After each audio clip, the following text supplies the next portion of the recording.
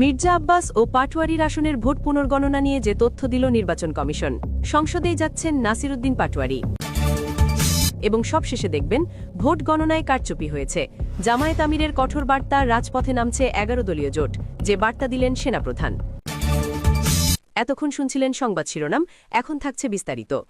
ত্রয়োদশ জাতীয় সংসদ নির্বাচনের শুরু থেকেই আলোচনার শীর্ষে ছিল ঢাকা ৮ আসন। প্রথম দিকে এই আসনে মির্জা আব্বাসের প্রতিদ্বন্দ্বিতা করতে মাঠে নেমেছিলেন শহীদ শরীফ ওসমান হাদি। পরে শহীদ শরীফ ওসমান হাদির শূন্যতা পূরণের জন্য এই আসনে ১১ দলীয় জোটের প্রার্থী হিসেবে মনোনয়ন পান এনসিপির নেতা নাসিরউদ্দিন পাটোয়ারি। আর মনোনয়ন পাওয়ার পরই নির্বাচনী প্রচারণায় সাধারণ মানুষের মধ্যে ব্যাপক জনপ্রিয় হয়ে ওঠেন এই তরুণ এনসিপি নেতা। এবারে নির্বাচনী প্রচারণা থেকে শুরু করে ভোট গ্রহণ, সবার চোখ যেন আটকে ছিল ঢাকা ৮ আসনের দিকে। অনেকেই ধারণা করেছিলেন নাসিরউদ্দিন পাটোয়ারি ভোটের মাঠে নানা কথা বলে সমালোচনায় এলেও ভোটারদের সমর্থন পাবেন না।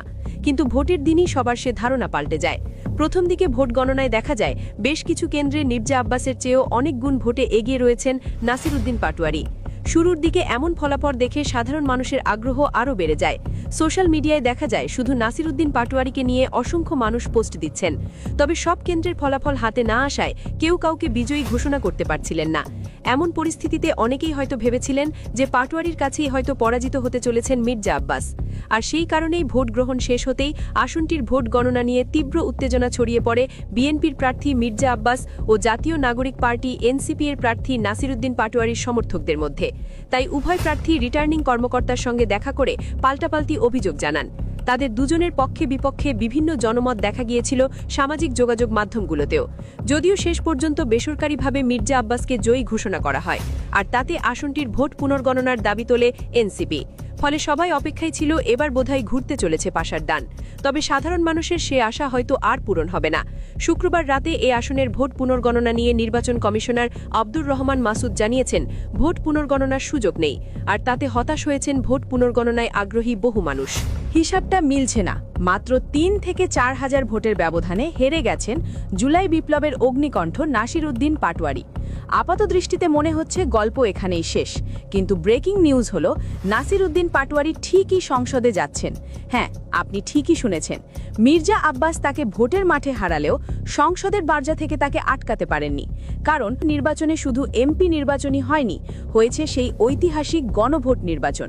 আর এই গণভোটে দেশের মানুষ হ্যাঁকে জয়যুক্ত করেছে। জুলাই সনদের এই হ্যাঁ জয়ের ফলে বাংলাদেশের সংবিধানে যুক্ত হয়েছে উচ্চকক্ষ বা আপার হাউস। আর এই উচ্চকক্ষে আনুপাতিক প্রতিনিধিত্ব বা পিআর সিস্টেমের মাধ্যমে এনসিপি থেকে এমপি হিসাবে শপথ নিতে যাচ্ছেন নাসিরউদ্দিন পাটোয়ারি। প্রথমেই ঢাকা ৮ আসনের ব্যাটলফিল্ডের দিকে একটু তাকানো যাক। মির্জা আব্বাস এই এলাকার মুকুটহীন সম্রাট হিসাবে পরিচিত ছিলেন। তার ছিল হাজার হাজার কোটি টাকা এবং দশকের পর দশক ধরে তৈরি করা ভোট ব্যাংক। তার বিরুদ্ধে দাঁড়িয়েছিলেন নাসিরউদ্দিন পাটোয়ারি, যার সম্বল ছিল শুধুই সাহস আর তারুণ্য।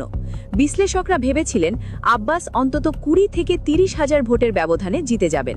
কিন্তু ফলাফল দেখে বিএনপির হাইকমান্ডেরও কপালে ভাঁজ পড়েছে। মাত্র ৩ থেকে ৪ হাজার ভোট। এটি কোনো পরাজয় নয়, এটি নাসিরের জন্য এক বিশাল মোরাল ভিক্টরি বা নৈতিক বিজয়। মতিঝিল, শাহজাহানপুর আর পল্টনের মতো এলাকায় যেখানে বিএনপির একচ্ছত্র আধিপত্য, সেখানে নাসিরউদ্দিন যেভাবে নেক টু নেক ফাইট দিয়েছেন তা প্রমাণ করে তরুণ প্রজন্ম এবং সাধারণ মানুষ বিকল্পকে খুঁজতে চেয়েছে। তবে এই আসনে শেষ পর্যন্ত মির্জা আব্বাস তার গৌরব সমুন্নত রেখেছেন। নাসিরউদ্দিনের সংসদে যাওয়ার পথটি তৈরি করে দিয়েছে গতকালের গণভোট। জুলাই সনদে স্পষ্ট বলা ছিল সংসদ হবে দ্বিকক্ষ বিশিষ্ট।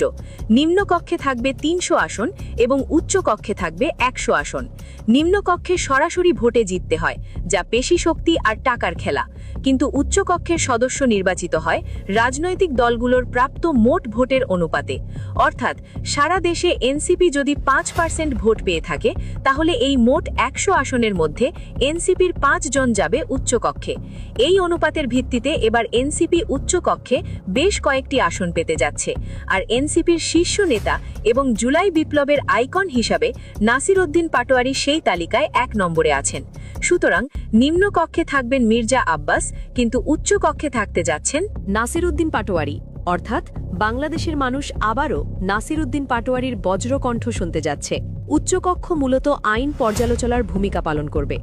নিম্নকক্ষে নির্বাচিত এমপিরা এলাকার উন্নয়ন বা স্থানীয় সমস্যা নিয়ে ব্যস্ত থাকলেও উচ্চকক্ষের সদস্যদের কাজ হবে রাষ্ট্রের নীতি নির্ধারণ বা পলিসি মেকিং। এখানেই নাসিরউদ্দিন পাটোয়ারির আসল কারিশমা দেখা যাবে। তিনি শুধু একজন এমপি হিসেবেই যাচ্ছেন না, তিনি যাচ্ছেন জুলাই বিপ্লবের মস্তিষ্ক হিসেবে। এনসিপি থেকে আনুপাতিক হারে নির্বাচিত হয়ে তিনি যখন উচ্চকক্ষে বসবেন, তখন তার কাজ হবে রাষ্ট্র সংস্কারের ব্লুপ্রিন্ট বাস্তবায়ন করা, পুলিশ সংস্কার, সংবিধানের গণতান্ত্রিকীকরণ এবং প্রশাসনিক স্বচ্ছতা। এই বিষয়গুলোতে নাসিরউদ্দিনের গভীর পড়াশোনা ও ভিজন রয়েছে। সংসদে তিনি কোনো লজিক ছাড়া কথা বলবেন না, বরং ডেটা ও তথ্যের ভিত্তিতে কথা বলবেন। তার এই ইন্টেলেকচুয়াল পলিটিক্স বা বুদ্ধিভিত্তিক রাজনীতি সংসদের মান অনেকটাই বাড়িয়ে দেবে। মির্জা আব্বাস ঢাকা ৮ আসনে বিজয়ী হয়েছেন। তিনি একজন অভিজ্ঞ পার্লামেন্টেরিয়ান। ঢাকার রাজনীতি তার নখদর্পণে।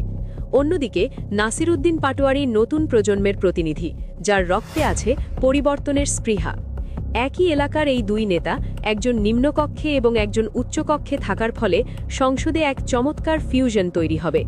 মির্জা আব্বাস তার দীর্ঘ অভিজ্ঞতা দিয়ে এলাকার উন্নয়ন করবেন, আর নাসিরউদ্দিন পাটোয়ারি তার তারুণ্যের শক্তি দিয়ে জাতীয় ইস্যুতে কথা বলবেন। এটি গণতন্ত্রের সৌন্দর্য। নাসিরউদ্দিন পাটোয়ারির সংসদে যাওয়া প্রমাণ করে বাংলাদেশের মেধার রাজনীতির দিন শুরু হয়েছে। তিনি হেরে গিয়েও হারেননি। এই সামান্য ভোটের ব্যবধান তাকে থামিয়ে রাখতে পারেনি, বরং জুলাই সনদ তাকে শোষণমুক্তভাবে সংসদে নিয়ে আসছে। বিএনপি সরকারের মন্ত্রিসভায় সুযোগ পাচ্ছেন কারা? মন্ত্রিসভার আকারই বা কেমন হবে?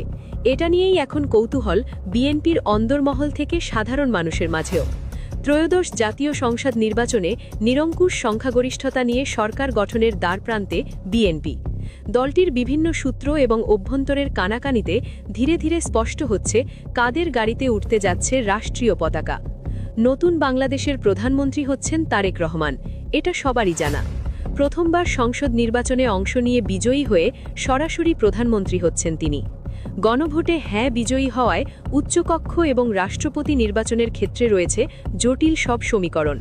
তারপরেও সহজভাবে বললে বলা যায়, রাষ্ট্রপতি, স্পিকার, উচ্চকক্ষ মিলিয়ে বেশ কয়েকটি নাম জোরালোভাবেই উচ্চারিত হচ্ছে। মির্জা ফখরুল ইসলাম আলমগীর, ড মঈন খান, খন্দকার মোশাররফ হোসেন, নজরুল ইসলাম খানের নাম বেশি উচ্চারিত হচ্ছে রাষ্ট্রপতি, স্পিকার আর উচ্চকক্ষের প্রতিনিধি হিসেবে। মন্ত্রিসভায় সুযোগ পেতে পারেন বিএনপির জনপ্রিয় বেশ কয়েকজন নেতা এবং তরুণরা। থাকবেন বেশ কয়েকজন টেকনোক্র্যাট মন্ত্রী, যারা সংসদ সদস্য নির্বাচিত হননি, কিন্তু সুযোগ পাবেন মন্ত্রিপরিষদে। আকারের ওপর নির্ভর করবে কতজন সুযোগ পাচ্ছেন মন্ত্রিপরিষদের তালিকায়।